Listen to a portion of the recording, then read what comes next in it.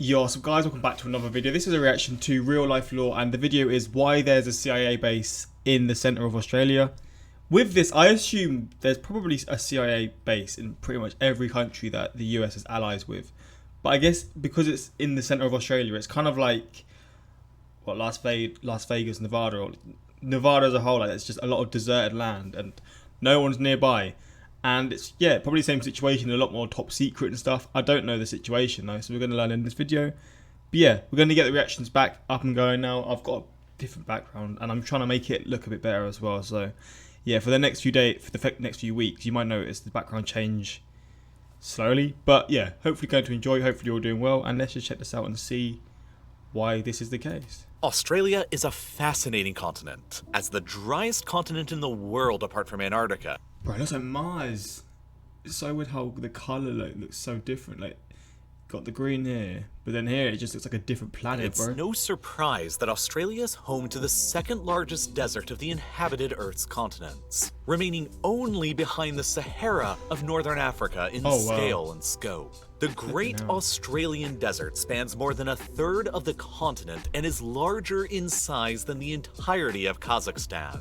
And it's partially because of this desert that Australia itself, despite being the sixth largest country in the world in terms of land, is only the 53rd largest in terms of people, with a Is the land, like, are deserts, are they good for like certain things like fuel? I don't know if there's better like fuel. I don't know, because obviously different land will have different things. I don't know if there's any sort of materials or what that will come from these like lands like this. I don't know. Maybe there's some advantages to it, but it just seems like it's just extra land for nothing. Or wildlife, I guess, but modest population. Not much will live in this. Not much will live in these deserts, to be honest. 6 million citizens. We're around the same size as North Korea. But within this vast, inhospitable, and empty desert, at the precise geographic center of the Australian continent, exists a surprising and relatively unknown secret of enormous geopolitical importance. One of the largest overseas military bases of the United States of America, operated by the Central Intelligence Agency, the National Security Administration, and the National Reconnaissance Office with a full 800 combined personnel. The base is located nearby to the small Australian town of Alice Springs. Population just oh my god, this town is, I've looked into this town, it's one of the most crazy things. It's deep in the outback, right? And it's just this small ass town and it looks like quite nice to live there as well. I just find it so weird because Australia, like, you don't expect people to live in that area, so 6,000 or so this place people. Is wild. But besides for that, there is no larger town that exists anywhere nearby to this base, within a zone of about 700,000 square kilometers, roughly equivalent in area to the US state of Texas. So to say that this American intelligence base, with hundreds of American intelligence officers operating within the dead center of Australia, is a remote location would be an incredible understatement. From the small Australian town of Alice Springs, if you take a short drive just 10 minutes or so to the southwest, you'll quickly run into various threatening signs like this one warning you to turn your car around and proceed no further, or else face some vague consequences. Just beyond these signs is, of course, the top secret joint intelligence base of Pine Gap, run by both the American and Australian governments. And unless you've watched the Netflix series about this base going under the same name, you've Wait, what? There's a series about this? probably never even heard of this place, or knew that such an important American operation existed in the middle of the Australian outback. Why And though? going under the more official codename of Project Rainfall, it has a very long and mysterious history here, going back decades into the past. You see, as the global Cold War between the United States and the Soviet Union intensified during the 1960s, both nations began sending up satellites into space, with the launching of the earliest intelligence gathering satellite. Wait, they're talking about satellites. Because Australia's nowhere near the Soviet Union, so how is this going to lead, what's this going to lead to next? Or was it to do with the race to like send satellites out from different countries and stuff? There was a recognition that real-time command and control over these platforms were necessary, and data collection to monitor geopolitical adversaries from afar was required. An American base to operate these American intelligence and spy satellites operating over the planet's eastern hemisphere could have theoretically been constructed anywhere, but the precise geographic center of the Australian continent was chosen for a number of strategically important factors. Okay. First, the sheer isolation of such a base deep within the continental interior of Australia, more than 900 kilometers away from the nearest coastline, ensured that any potential spy ships from foreign nations passing around would be incapable of intercepting any of the signals coming down to the base from the satellites. Plus, if there's planes flying over it, you're always going to be suspicious, because I'm not sure how many planes will fly over this specific area.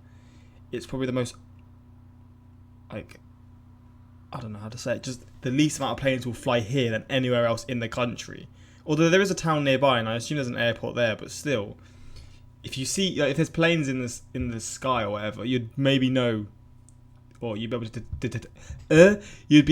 detect it, not and see. I guess there's just ways they can check it out and stuff, right? Second, the base would be located deep within Australia, a country who is very friendly and allied towards the United States, and far away from any major Australian population centers around the coasts. And third, and perhaps most importantly, the location where the station would be built required the base of the floor and surrounding hills to not exceed 6 degrees, at the precise coordinates of Pine Gap's location in the center of Australia at latitude 23.8 degrees south and longitude 133.74 degrees east. The ability would be gained to allow for high connectivity with satellites stationed as far as 60 degrees east and as far east as 153 degrees west, effectively covering the entirety of China, North Korea, the Indian subcontinent, and a significant portion of the then Soviet Union.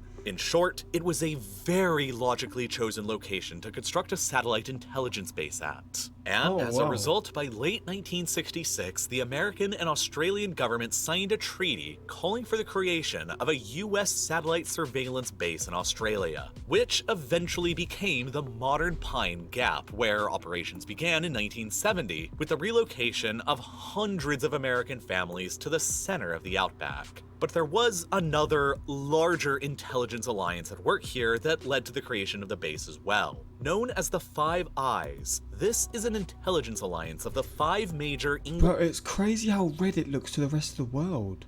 Even the Saharan Desert ain't looking that red. God, it literally looks like it's on Mars. It's the reddest place in the world. What the heck? English-speaking democracies around the world of the United States, United Kingdom, Canada, Australia, and New Zealand. Created during the fires of the Second World War and expanded during the Cold War, this alliance structure enables all member states' intelligence agencies to easily cooperate with each other and share all of their worldwide data. As the Cold War continued to rage and new threats to the United States emerged, like the People's Republic of China, Vietnam, and later on, Iraq and Afghanistan, Pine Gap continued to play a pivotal role in providing intelligence while dramatically— Yeah, I guess because they're all so spread apart. You got Canada and the US, then you've got the UK, and then you've got New Zealand and Australia. They're all like different parts of the world, so I guess you can get different bits of data from everywhere you need to, right? Growing in size to the point where today it boasts nearly 40 separate antennas across the site and has operated at least 9 geosynchronous satellites owned by various US spy agencies over the past 45 years. Now, what makes these kinds of satellites uniquely well suited to the mission of intelligence gathering is that within a geosynchronous orbit, they travel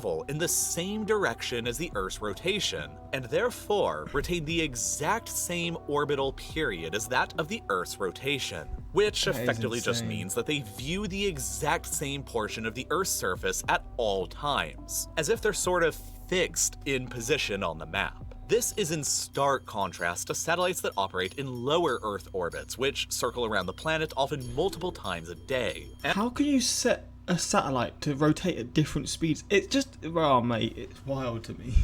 You can set satellites to rotate with the Earth, or you can set satellites to go slower, or I guess maybe faster, probably not faster, but it's just nuts, ain't it? Move at a relative pace much faster. One of the unique Faster. advantages of a geosynchronous What? orbit for a spy satellite is that within this range, it can see an enormous amount of the Earth's surface all at once. In fact, if you were to go and do all the math and run the calculations for this, it turns out to be just a tad bit less than half of the Earth's entire surface. This, of course, makes it incredibly easy for the spy satellite above to gather a vast amount of information from a very large area beneath it. And so today, there are 3 of these types of geosynchronous spy satellites known to be operated from Pine Gap, all at the same line of latitude. Orion 5 above the western Indian Ocean, Orion 7 at the western tip of the Indonesian island of Sumatra, and Orion 3 just west of the Indonesian island of Sulawesi.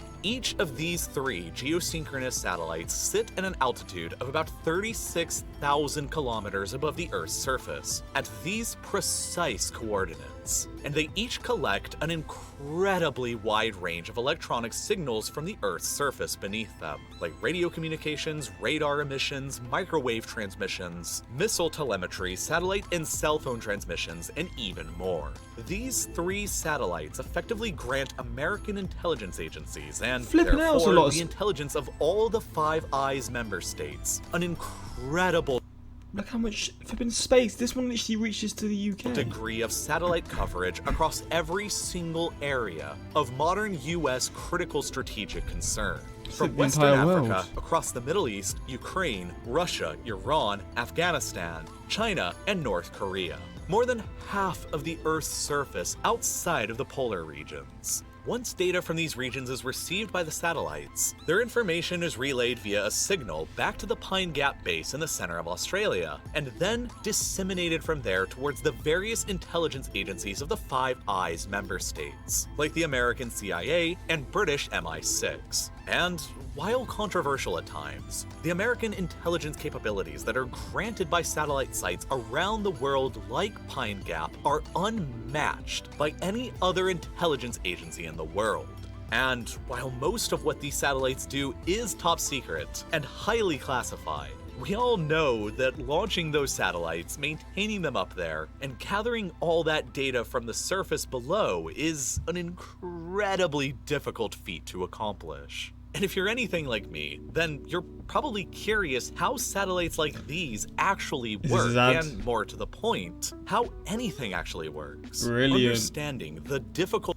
Getting his... We've got hiccups. Getting his bread, you love to see it. They always sponsor his videos. But yeah, it's interesting to know, and it's kind of crazy how much land they actually cover. The only thing in this video I think is more impressive than one of the largest overseas bases of the US is the amount of emphasis this person puts on all types of statistics. Yeah, but this is also making me think, like, where do China have their sort of version of this? And they probably have loads that go over where we are. And I mean, obviously, probably will know about it, but I don't know if there's laws that allow it or not. I don't know. But yeah, I bet China have them. I bet any country, Russia have them. Yeah, it's just one of those things. I guess it's just needed to be done to protect their country's safety or whatever. Protect their country's safety to protect their countries. But yeah, that's what Alice Springs. Alice Springs has a population of 32,000 as of June 2022. By Australian standards, it's not a small town. It's just a bit nitpicky though. It's not that deep. Yeah, hope you enjoyed this reaction. If you want more of this stuff in real life lore, let me know in the comments. And yeah, until next time, like, subscribe. Peace.